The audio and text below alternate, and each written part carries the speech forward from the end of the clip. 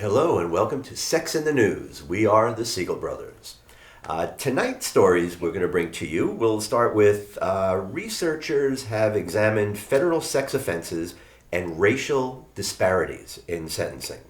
We'll then talk about how just this past week, the Minnesota court rules that rape charges don't apply if the victim got drunk willingly. And then we will finish off with something a little more light, how if you eat this particular food on a first date, your marriage may be doomed.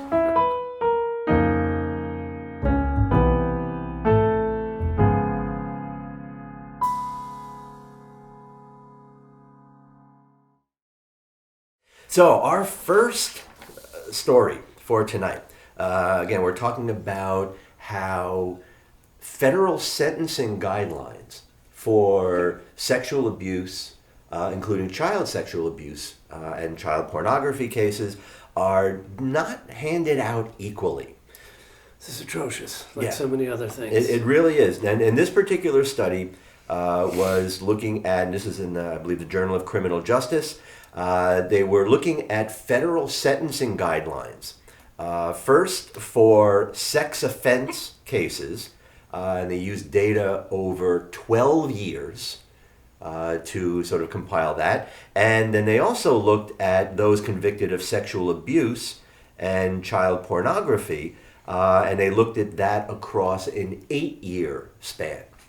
The evidence examined by the researchers very clearly demonstrates that male and minority defendants receive much harsher punishments and sentences than female and white counterparts who are convicted of basically the same offenses. I mean, our criminal justice system is racist and yeah. sexist? Yeah, right. Although it's a different sexist. It's the other sexist where it's sort of harsher on men than it is on women. Right. But yes, right, racist and sexist. If you're black or Hispanic, you're going to get a much, much harsher sentence, right? For any kind of sex-related type of case. They're much, even when they adjust for age and time and criminal history and the kind of offense, all of that is adjusted, all of that is kind of statistically accounted for, and we see that black and Hispanic males are really getting the harshest sentences. Just like in drug courts, things that your average, certainly white female, but even white male may be sort of have the case thrown out. Maybe they'll get probation. Absolutely. But if you are a person of color, you're going to be doing significant time. Yeah, more than likely. Yeah. And I think this, when you look at not only black and Hispanic, but I found this pretty interesting in this article as well, that in child pornography cases, and possession of child porn, the sentence lengths for Native Americans are actually on the rise. Right? If somebody is an indigenous person and they are being charged with possession of child porn, those sentences are getting harsher and harsher. And there is apparently a trend that among blacks and Hispanics, there's a slight decline. So, what do you make of that? Native Americans are being charged more than even black and brown people. Right. So I guess we can choose our racism. I don't know what to make of that. Maybe when it comes to internet offenses, sovereignty doesn't hold. Pardon my hiccups. Right? Tribal sovereignty doesn't hold if they're that's interesting. busting people online for their searching. That's definitely an interesting twist in all of this because most indigenous people do have sovereign nation status and live on land that has sovereign nation status. So if they are even busting these guys, maybe that is an exception. Just like they make for, if there's a federal through road that goes through tribal land, then on that road, U.S. laws apply. Right? So yeah, it's kind of crazy. Everything old is new again. Right. Haven't picked on indigenous people in a while, so I guess this is sort of bringing that back. I guess Okay. they've been feeling nostalgic. Minnesota has not been in the news enough. Right, exactly. We have more news from Minnesota. And again, this is a big week for Minnesota with everything going on there. Just this past week, the Minnesota Supreme Court ruled that a man who had sex with a woman while she was passed out on his couch cannot be found guilty of rape because the victim got herself drunk beforehand. This is a very disturbing trend in a number of states. And there are actually several states now that have these laws that say if you were basically out of your mind without your consent, if somebody slipped a woman a drug in her drink, right, she didn't know about it, then in these states they would call it rape. But in the case of this particular woman that this case is the subject of, or the subject of this case, she, they made a big deal out of saying she did 5 vodka shots. So she deserved herself to be raped? Well, I don't know that they would say she deserved to be raped, but the guy that raped her apparently didn't really do anything wrong. Because she got drunk. She willingly got drunk to the point of passing out. We supposedly know better about consent and accepting that a drunk person cannot give consent. Right. And that someone else should know that person is drunk, and even if they're saying yes, can't mean yes because they're in no condition to consent. This is crazy. Right. It truly is. And I think what it does is, again, there's a sort of darker undercurrent underneath all of this. And when you look at this sort of rise of, again, I don't know what one word I can use to characterize all these people, but again, we've talked about incels and these Proud Boys and this whole sort of white supremacist movement that is related to a lot of sexual behavior. I think what it's doing is it is making it okay for guys to engage in this predatory behavior. Right? And just like what we've heard in the last couple of years, it's about letting guys be guys. Boys will be boys, right? It's just a little rape. She was drunk. Years ago, a student asked, how could it be good business for bars to have ladies' nights? Yeah. And how can they make money when they're giving away so much booze?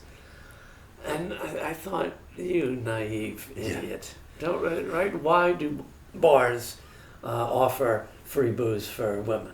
Because it brings guys in. Because they know guys will come in droves thinking it's easy pickings for women who are going to drink a lot fast because it's free and lose their defenses. That's right.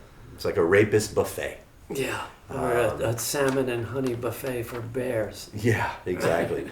So, this is definitely one of those moves, one of those trends even, that is really kind of disturbing. It's bringing us back, not forward. We're moving into some pretty dark places when it comes to just how we're dealing with gender issues across the board. So this is definitely one of those. The women of Minnesota, I'm sorry. Right? I really am that you have to live under these conditions. And those of you who live in other states that have similar kind of laws, hopefully they'll get challenged. Yeah. They have to get challenged. We have to have some sense of sanity to prevail. Right. So let's lighten the mood a little bit with our last piece, right? Yes. This is another one of those surveys, right? Science in action. Right. This is a British-based online shopping A survey platform. of over 5,300 people who'd been married before to share what type of restaurant they went on for their first date and their current marital status. Yep. So based on the responses, researchers were able to connect the average length of your marriage and the likelihood of it ending in divorce based on what you ate on your first date. So what did they find? Well, what they found was the worst first date food The ones that if you did this on your first date, they would look back and say you were doomed. If you had Indian food for your first date meal, the divorce rate among couples who ate this cuisine on their first date was 67%, the highest of any group. The average length of marriage was 1 year and 3 months. This is crazy. Now compare that to those who ate Chinese food on their first date. The divorce rate among those was 55%, and the average length of their marriage was 2 years. Now, this one I definitely want to get your take on. When you look at those whose first date dinner was a pub or in a bar food for your first date dinner. Those couples who ate this cuisine on their first date got a divorce rate of 43%. It was the lowest of all of them, and the average length of marriage was 7 years. So if couples are like getting drunk over pig knuckles or Scotch eggs, what are those disgusting things they serve on the bar, or beef jerky? Right. Well, I mean, going to like a pub for dinner and eating a meal, maybe some fish and chips or a hamburger or something like that. What typical bar food, pub food. Maybe it is a Buffalo Wild Wings kind of predictor of a stronger and longer lasting marriage. Well, they kind of has the lowest divorce rate and the highest rate of marriage compared to Caribbean cuisine, Japanese food, Chinese food. But the divorce rate is still 43%. Right. 43%. Well, compared to 67% for Indian food. Right. I think this is a goof, right? And I think divorce rates are bad, and I suspect there was a little tongue-in-cheekedness behind this. It's British, so cheeky is kind of. I can't imagine they life. took this seriously and think that what you eat on your first date is actually a predictor of whether or not you're going to get divorced and how long your marriage will last. Right. All right. So again, we gotta. Now, this is not a complete list, by the way. Right, because again, this is just they just listed the top 8, and again, the best one was 43%. But they do go on to explain that those that had Italian food or ate French food or in Mediterranean restaurants had the higher percentages. Right? I mean, the lower percentages of divorce, the higher rates of longer marriages. Right. All right. Well, so but I think maybe there's something about the Romance languages, right? Italian, perhaps. French. Mediterranean? Perhaps, right? But again, to your point earlier, let's take this with a real big grain of salt. Yeah.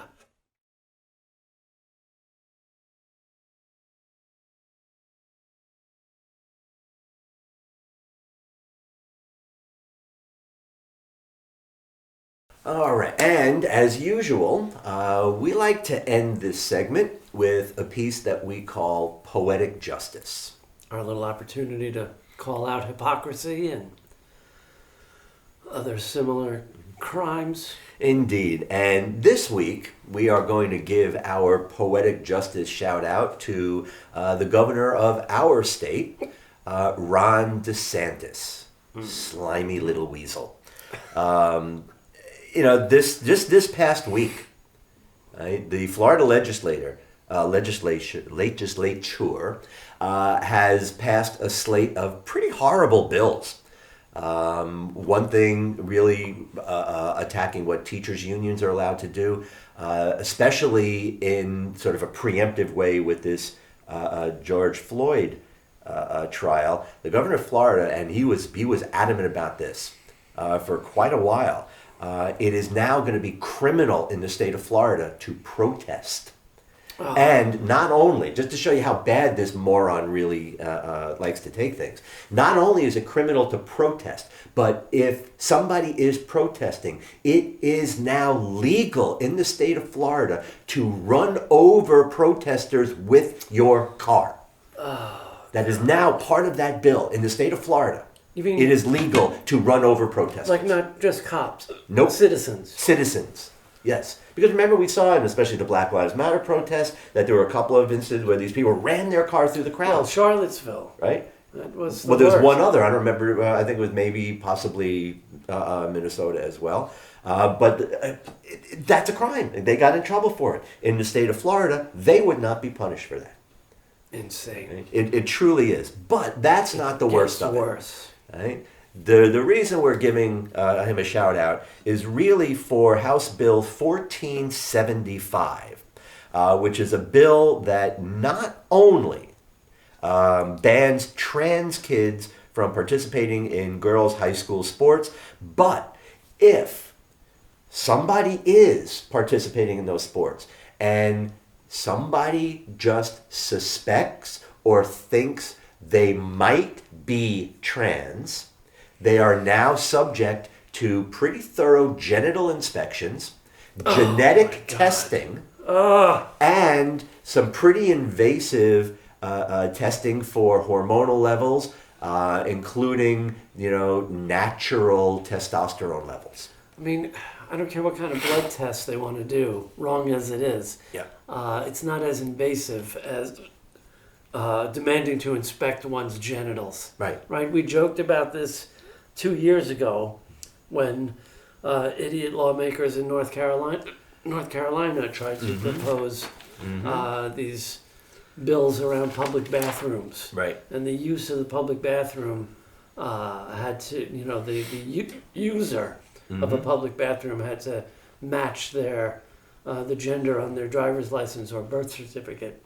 And we used to joke that now we'd have to have new civil servants whose job it is to check people's license and examine their genitals to make sure there was a match before they can be admitted into a public bathroom. Right. This is taking it to a whole level far less funny level of basically legally sanctioned sexual assault. That's exactly what it is.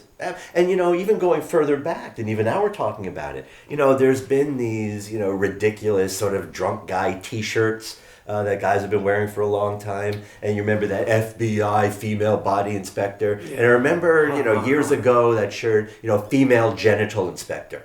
Well, that's not a joke anymore. That's a career path.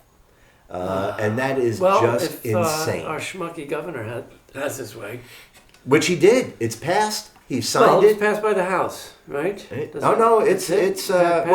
the House. He basically is signing it. And I think he already did sign it. I'm sure it will be challenged. And let's just throw in this, too, that because, the creepery here in Florida really knows no bounds, that if there is any girl who is even remotely suspected of the possibility that they might be trans, they are subject to this genital inspection that is sanctioned and overseen by the State Board of Education that happens to be run by the father of the person that actually proposed and brought up this bill. No, there's no conflict of interest. Yeah.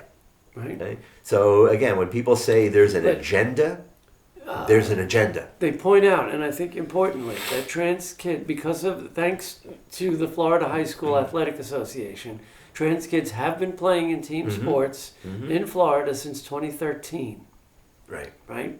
And there has not been any problems, no complaints. Not a single Not one parent, student, teacher, or anyone else who's ever had a problem with trans kids competing in team sports. So this is,